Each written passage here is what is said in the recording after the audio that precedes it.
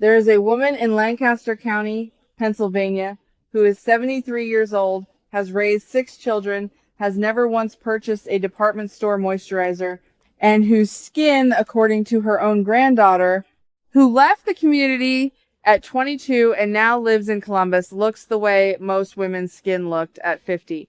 No redness, no deep furrows. No, that papery thinness that seems to arrive overnight somewhere around 60. When the granddaughter asked her about it, the grandmother said something that stopped her cold. She said, "We do not fight our skin, we feed it." That sentence is the whole story, really. But the story behind the sentence is longer.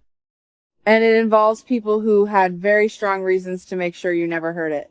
If you are the kind of woman who has stood in a Sephora or a drugstore aisle and genuinely could not tell which $40 cream was different from the $80 cream, and you bought one anyway because the packaging said clinical results and you were hopeful this video is for you, subscribe now, because what I am going to share in the next few minutes is something this channel comes back to again and again from a different angle, and every time it gets more uncomfortable for the people who would prefer you keep shopping. The methods I am sharing today are inspired by traditional practices of old order Amish communities in Lancaster County, Pennsylvania, and Holmes County, Ohio. That is important to say clearly because I am not talking about folklore or guesswork. These are communities that have been using the same skin and body care practices for over 2 centuries, largely unchanged, because they do not have the option of chasing trends. What works stays. What does not disappears quietly. That is a kind of quality control the beauty industry has never had to apply to itself. Let's start with the skin itself. Mature skin, and by that I mean skin in the decade of the 50s and beyond, has lost somewhere between 20 and 30% of its collagen from what it held at 30. That is not a marketing statistic. That is basic dermatological fact. Collagen is the structural protein that keeps skin firm and thick. It also helps retain moisture. When it thins, skin gets drier, more fragile, and slower to recover. What most women are sold in response to this is a moisturizer with a long list of synthetic compounds designed to sit on top of the skin and create the appearance of moisture, temporary, surface level, and after years of use, doing nothing for the underlying structure. Old order Amish women have used tallow for generations. Rendered beef fat specifically from grass-fed cattle, which is what the Amish raise. And before you stop listening, I want you to hear exactly why this matters, because the reason is not sentimental. Tallow has a fatty acid profile, meaning its composition of fats that is remarkably similar to the natural sebum the human skin produces. Sebum is the skin's own oil, the thing that keeps it supple and protected. When you are young, you produce it in abundance. By the time you are 55 or 60, production has dropped significantly, and the skin starts to struggle with its own barrier function. Tallow replenishes those fats in a form the skin actually recognizes. It does not sit on top. It is absorbed, and the fat-soluble vitamins it carries A, D, E, and K go with it. None of this is secret chemistry. It is old chemistry, the kind that does not require a patent. Which brings us to the part of the story that matters as much as the ingredient itself. In the 1950s, the American cosmetics market was growing rapidly. By 1953, the industry had already surpassed $1 billion in annual sales, and the competition to introduce new products was intense. Petroleum-derived ingredients were cheap, stable, and scalable.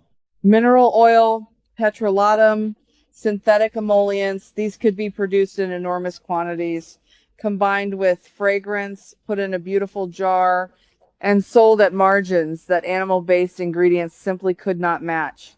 Between 1950 and 1970, the industry systematically phased out tallow and lard from mainstream cosmetics, not because research showed they were inferior, but because the economics of synthetic manufacturing were simply better. There was no announcement, no study, no public debate. The shelves just changed. Then, in 1967, the FDA began the process that would lead to updated cosmetic labeling requirements under the Fair Packaging and Labeling Act. By 1975, ingredient disclosure on cosmetic products became mandatory. This sounds like a win for consumers. In some ways it was. But here is what actually happened. The labeling rules applied to finished products, not to what went into formulating them. Manufacturers could list ingredients in a standardized format without disclosing concentrations, sourcing, or processing methods. The label became a compliance document, not a transparency document. And the ingredients that dominated those labels were the petroleum-derived synthetics that had replaced the older, simpler ones. By 1990, the industry was spending hundreds of millions of dollars annually on advertising in the United States alone. The language of that advertising had also transformed.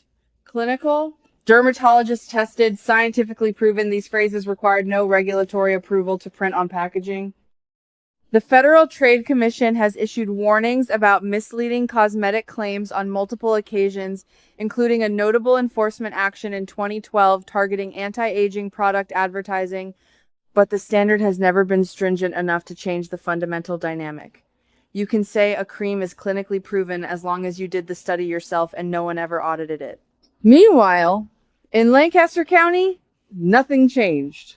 The women there kept using what their mothers used and their mothers before them: tallow, simple plant oils, raw apple cider vinegar as a toner, beeswax as a lip and skin protectant.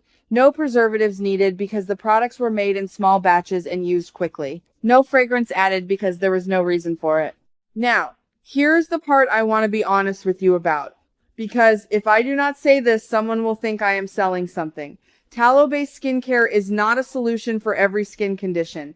If you have active inflammatory acne, certain skin conditions that involve compromised barrier function, or if your skin is particularly sensitive to animal-derived products, this approach is not automatically right for you. It also does not reverse photo damage, that is, the sun damage accumulated over decades. It does not reduce the appearance of existing deep structural wrinkles the way a prescription retinoid can. What it does is restore and maintain barrier function, reduce the dryness and fragility that makes fine lines look worse, and provide the fat-soluble nutrients the skin uses for cellular repair. That is meaningful, but it is not magic, and it is not complete. A woman who spent 20 years in the sun without protection cannot undo that entirely with any cream, Amish, or otherwise. What she can do is stop the ongoing damage, stop stripping the skin with harsh cleansers.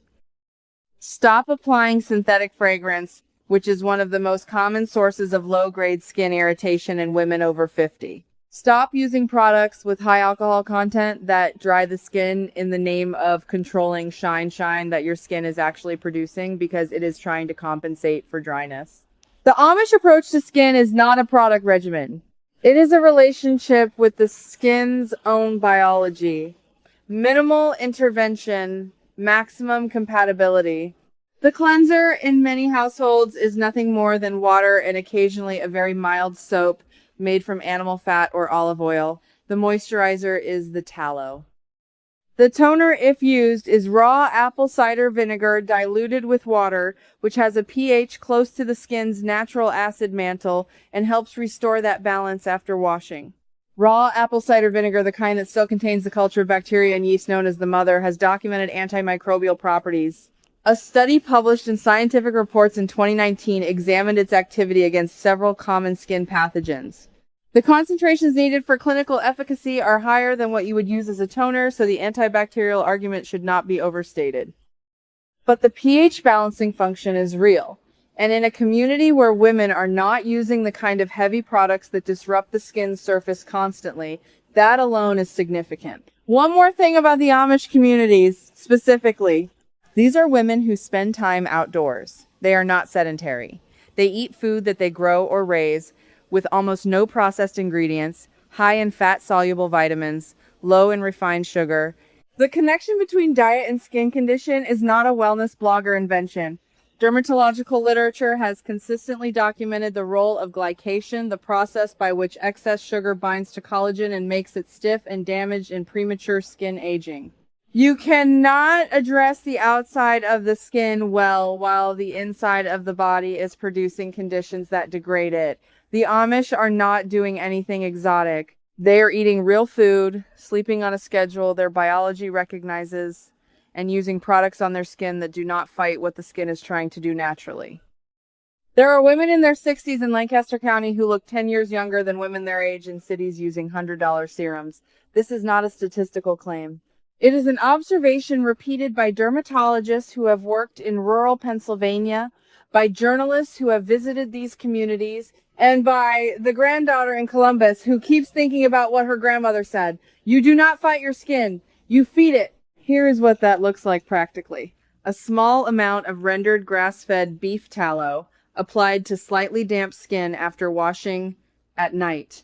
Not a thick layer, not a coating, a thin film, the way you would apply any rich oil.